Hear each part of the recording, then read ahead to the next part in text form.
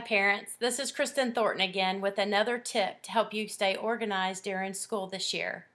This is the 3 B's. That is backpack to bin to binder. If you can remember those 3 B's, then you've set up a great system for helping your kids get home with all their paperwork and storing it and processing it. Undoubtedly, all of our kids are going to be coming home with these backpacks, and every afternoon they're going to be opening them and pulling out these binders. And in these binders are going to have several things that we have to deal with. Well, we're going to have to deal with signed paperwork that has to go back. We're also going to be dealing with calendars that come home. We're also going to be dealing with parent notices.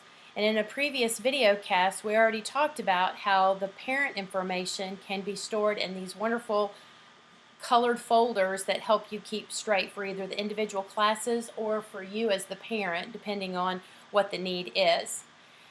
There will also be work that comes back that's graded, artwork that they've done, journal entries, all kinds of things that don't need to go back to the school, but they don't necessarily fit this as far as important to keep up with and to be able to refer back to.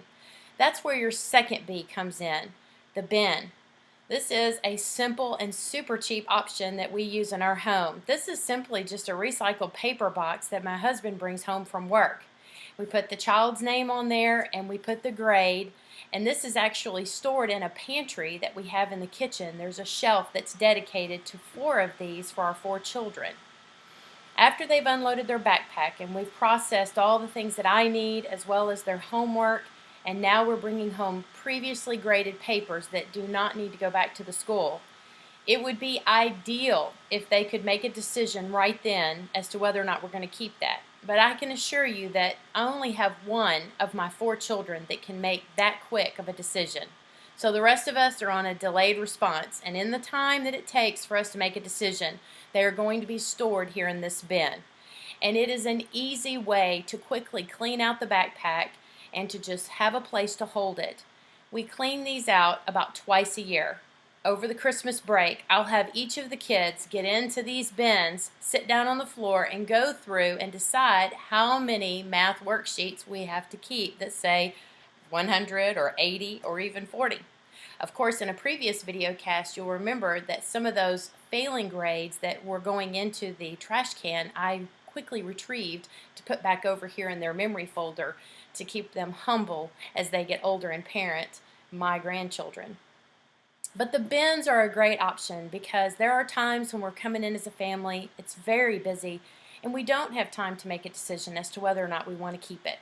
So therefore, the bin is a great place to just go put it in your bin. This is also great for things like over the summer when we made things at Vacation Bible School, or we went to camp and we had special things. So it's a bin that serves many purposes, probably even the sports or the extracurricular activities that they have. It's kind of like a storage drawer, but mostly it ends up being our school stuff.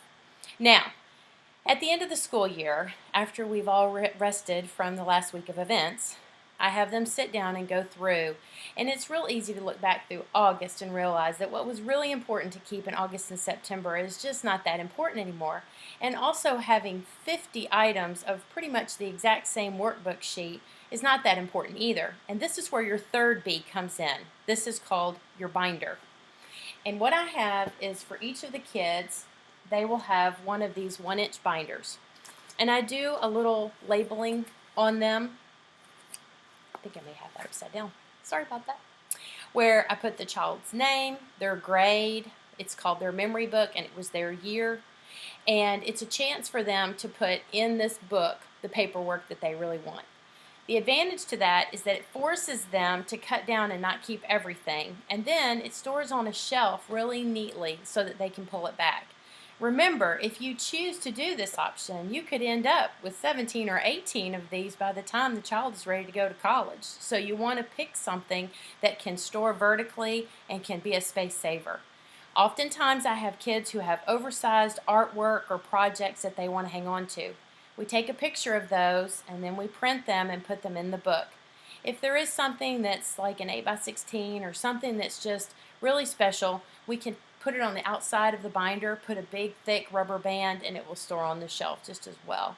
But I can't imagine when they are moving on to their new place after we've raised them that they're going to want to take bins and bins of paperwork with them. So showing them how to go from the backpack to the bin to the binder is a great system to make them practice while they're at home with you, and maybe they'll teach their family to do the same thing. Having a plan for how we go from the backpack to a memory book is a great way to help your house come to order.